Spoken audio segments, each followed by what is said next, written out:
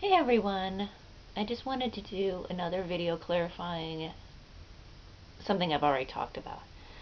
And this is reprogramming your mind, just rewiring things, rewiring neurons, deprogramming. You've heard it said a lot of different ways, but the idea is the same.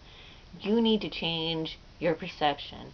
Now, I'm really talking to anyone who's watching this, but for those of you watching my videos that may have been attracted here by other videos, you may have experienced a time where your perception of things have changed because people were messing with you, people were getting into your head space, and therefore mind games.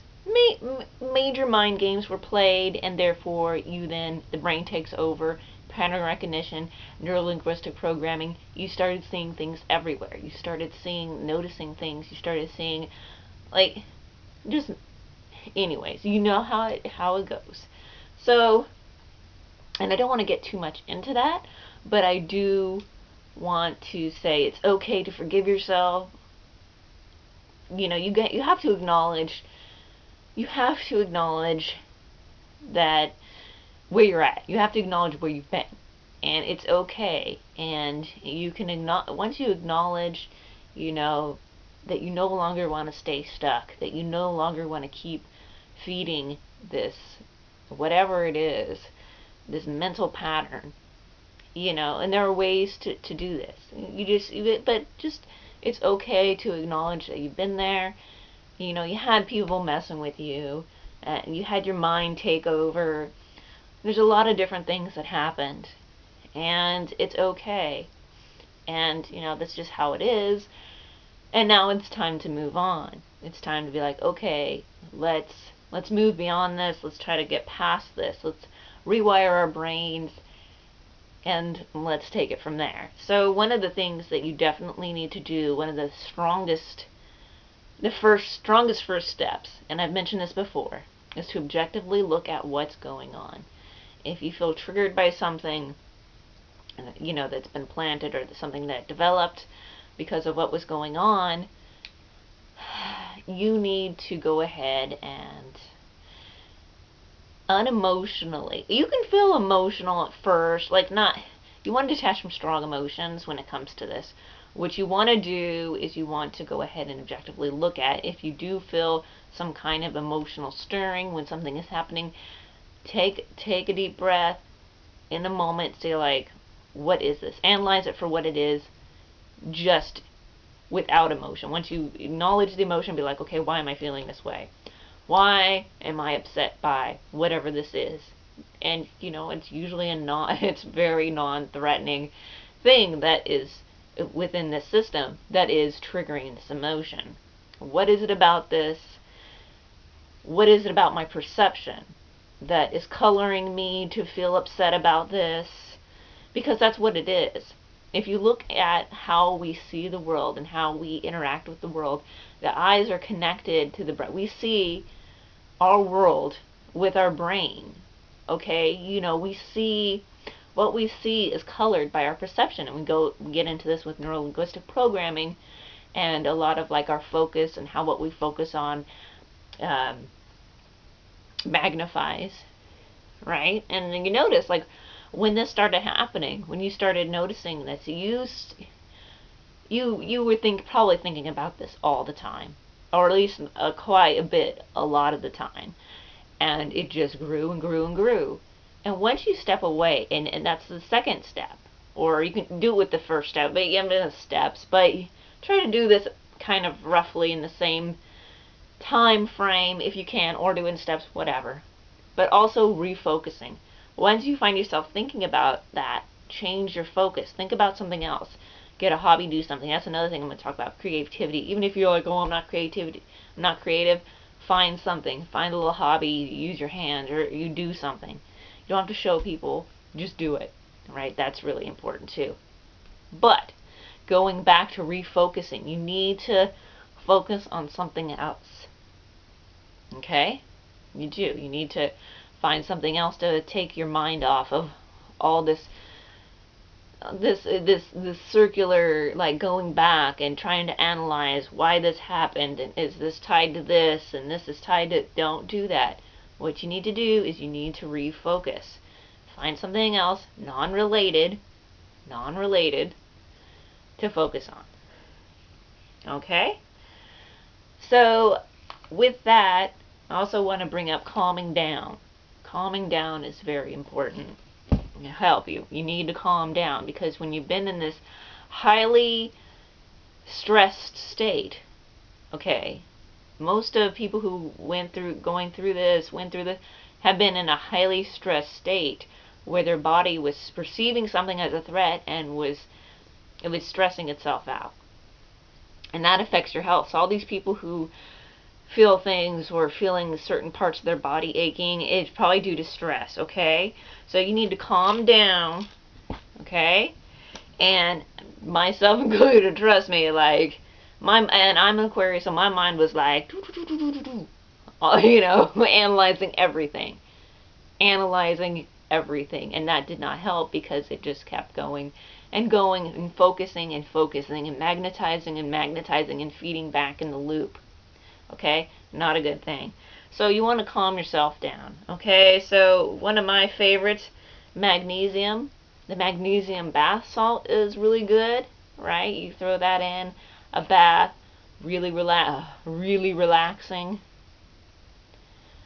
Wow, it did wonders, and like do that. But magnesium, lemon, I get the lemon fizz, but they have different flavors. I like the lemon fizz. This stuff in your water, I like it in water. It's wonderful. Okay, try not to overdo it, but it is wonderful. It'll calm your ass down. Look it up. Everything that I'm mentioning in this video, look it up online too. See if it's a fit for you, because like there's other things that I want to try and other things that I could try and suggested that, you know, I haven't got to yet. But I'm just telling you what I started with. Okay. Chlorophyll. I really love chlorophyll in water. I feel this is very calming too. Okay, it tastes like you can tell it tastes like a plant, kind of. It has that planty taste. I think it's refreshing. Some people might not like that, kind of like spirulina. I like spirulina. It's spirulina is refreshing, but also energizing. This I feel is really calming. I don't know. There's something about this and water. It's really calming. So I drink a lot of this. And get like a big old water bottle. Mix my chlorophyll in it. And drink that throughout the day.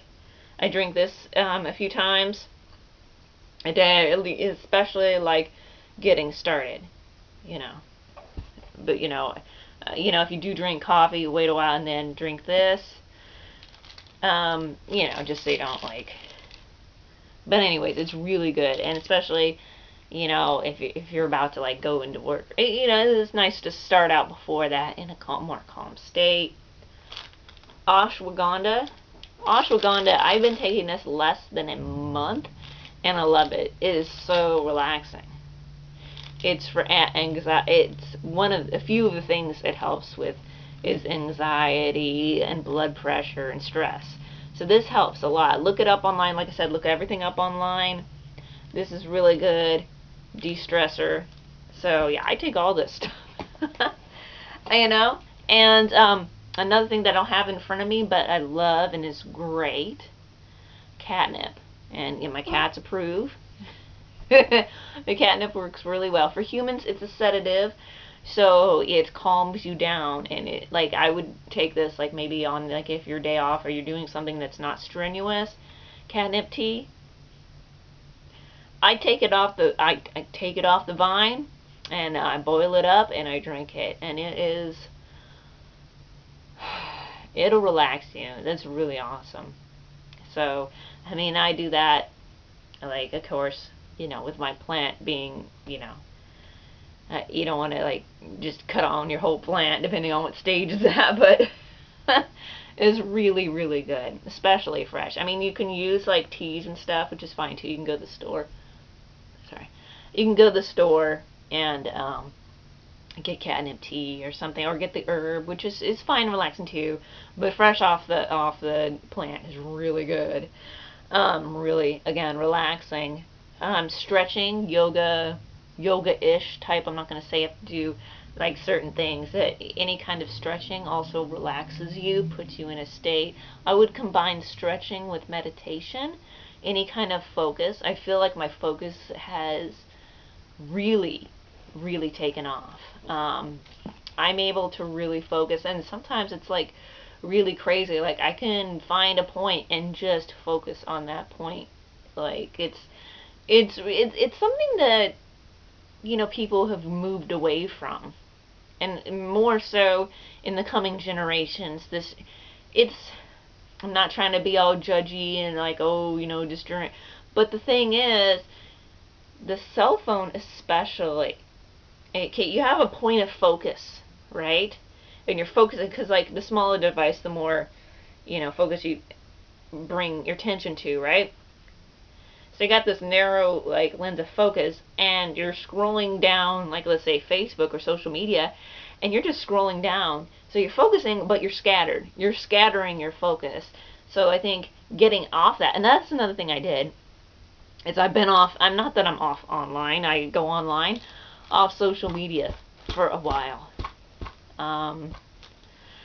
And yeah, it's helped. And I'm not even saying, yeah, social media is one of those things. I'm not saying it's bad. I'm here right now, but it's one of those things that it can take your time and it can stress you out, depending on what you're focusing on and what you're diving into, and I need another video alone just to talk about social media and media itself and propaganda and the mind control that's based in that. But I'm not going to go there in this video, but it will be touched upon in this channel because it has to be, because it's a part of spirituality, because it's a part of what we're giving our attention to. So anyways, again, going back to this, the stuff that I found helped me. So calming tools. And you don't have to go with these things. You can go with things that help you, that you find calms you down. One thing that I would say for me personally and for other people, and they've been finding this out too, used to smoke marijuana. I don't think that's a good idea. Especially if you've been in a mental place where you've been feeling what you've been feeling and you've had people mess with you. Yeah, that's something you don't want to be engaged with. And you don't want to be under any kind of substances. Sorry. Any kind of very altering substance with people that you don't really know. And even if people you do know, but are kind of iffy, you don't want to put yourself in that situation. That's just a common sense situation. But it's also something that I think we all kind of really know. If we're here, we all really kind of understand that. But yeah, that's just personally something I wouldn't do to relax. I'm not saying that I haven't done it in the past, but at some point things change, and things definitely changed, and I don't like where it takes my mind. I don't like where my mind goes when I'm engaged in that activity. I haven't smoked marijuana since last Thanksgiving, and even before that I lived without it for months, and then I did it once, and I was like, my mind went back to that weird place, and I was like, no, it's just, go with this stuff. CBD oil is different. You can definitely, I haven't tried that yet. I'm sure it has its health benefits. But yeah, so, and I'm not telling people they have to do anything. I'm just telling from my experience, that's what helped. But like I said, this stuff is really good. Ashwagandha, the chlorophyll, and the magnesium bath and the drink, really great. So anyway, so stones that I've helped. Now this is for more of a crystal, kind of new age-ish, sort of spiritual-ish kind of.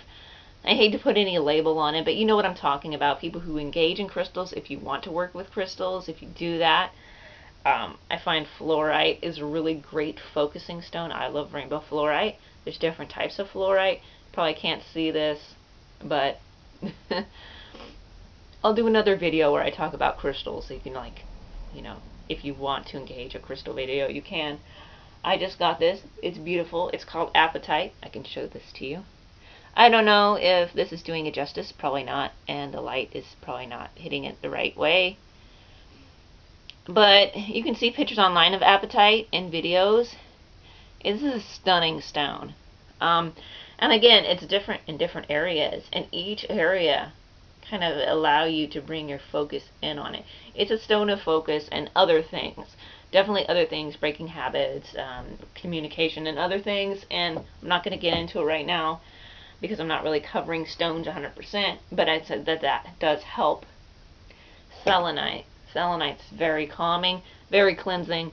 Don't put this in water; it'll disintegrate. It'll break down. But again, look this up online. Very cleansing stone, very calming stone. Wonderful to have. And that's just a few stones. I'm not getting into it. I will get into a stone series or a video about certain stones. And again, that'll just be a part of this channel. It's not a huge. It's just a different, you know, segment of this video. I've always been. If you've watched my other channel, again, I can't engage that channel anymore. I definitely had stone videos on there. I did privatize a lot of my videos. I was going through a lot, and I didn't know what. At one point, I didn't know what was going on because people would mess with my head so much that, you know, I really did not know. It was a lot. It was a lot for me. I'm a lot better now. Again, these are just like some steps you can take. And I want to bring this up. This is a magazine. I think it's the Wellness Journal, Well-Being Journal. And I wanted to talk about this. And it talks about the placebo effect. And basically this, again, maybe I'll do a more comprehensive video on this. But it talks about how our thoughts control our DNA. And how your thoughts control, you know, your body. Be conscious of what you think. The notion of self-empowerment in managing health was adamantly condemned by the pharmaceutical industry. I wonder why. The very industry that has a livelihood based on selling drugs as the only path to controlling health. I'll get into another video on that through experience. The public's perception that pharmaceuticals are the only way to regain health is conditioned by the industry's onslaught of drug commercials in the media. The financial power of the drug companies has also been used to manipulate media school curricula so that practitioners are trained to devalue the role of mind while they're encouraged to write drug prescriptions for their patients. While these medical practitioners have essentially dismissed the role of mind in influencing health, science has fully established that a minimum of 1/3 of up to 2/3 of all positive medical interventions are due to the placebo effect, an expression of the real power of the mind over matter. By definition, the placebo effect reveals the influence the positive thinking about the effectiveness of a pill or therapy that may in reality only be a sugar pill or a sham fake therapy can produce a healing experience. Placebo represents the scientific consensus of how positive consciousness, mind, can manifest healing. What the placebo effect demonstrates, the effectiveness of positive thinking in shaping health. What about the influence of negative thinking? Negative thoughts engage in the nocebo effect. Whose influence is equally powerful to that of the placebo effect, but works in the opposite direction. Negative thinking, characteristic of the nocebo effect, can cause any disease and even death from nothing more than a thought. So you know what that means, right? And something else we got to think about, is this helping me? Even if you really think it's true, could this get into my mind and affect more damage? If you think that you're being attacked in a certain way, and you think that it's beyond your control, which even if you were, let me get on a side rant here, even if you were, let's say, being manipulated through via energy currents or whatever, you still have the ability to control your own frequency, right? Correct? To some extent. But anyways, getting back on track to this article again, the nocebo effect. You can psychologically,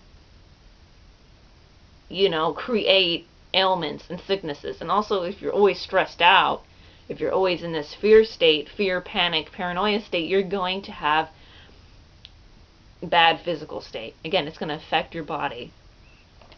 So, that really that's something to think about. Again, there's more to the article, but I read that and I was like, yeah, exactly. That makes perfect sense, because psychosomatically you could make yourself sick.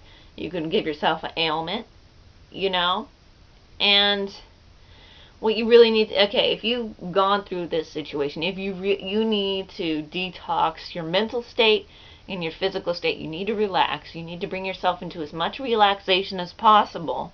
Okay, you need to get out in nature, get away from people.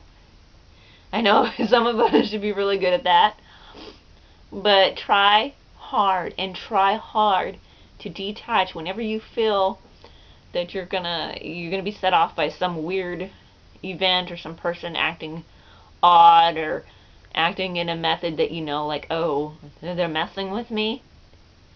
Just detach and either get out of the area if you can, focus on something else, look the other way.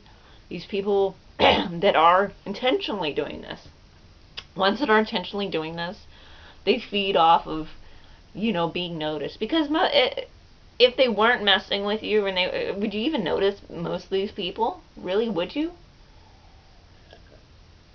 Do they give anything to your well-being?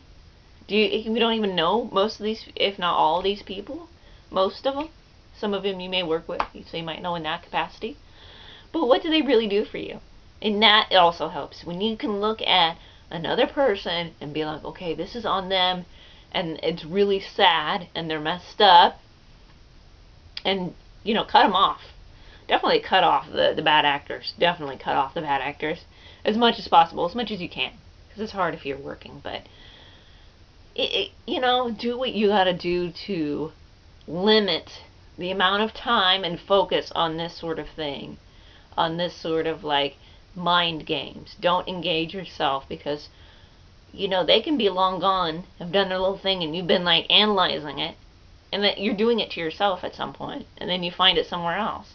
And I'm not saying some weird shit has happened that hasn't happened, because it's happened. I'm not saying that obvious weird mind games and people like obviously saying mean things and doing mean things under their breath. And I'm not saying that this stuff doesn't happen, but that these people are small, and that they're weak, and they need something to feel fulfilled or to make themselves feel better, and they need to focus on themselves. But what you can do is focus on yourself, and again, find something to focus on that makes you feel better and constructive, and do what it takes to calm yourself down and find a new focus. Because even though we found ourselves in a really bad place, and we were like, oh my gosh, we were confused, and we were just feeding this negative loop in our mind, we're going to be stronger because we know how the mind works. Neuro-linguistic programming plays a huge part in this. Get the books on it, read into it, look at it online, engage it. That is how the mind works. And with this filter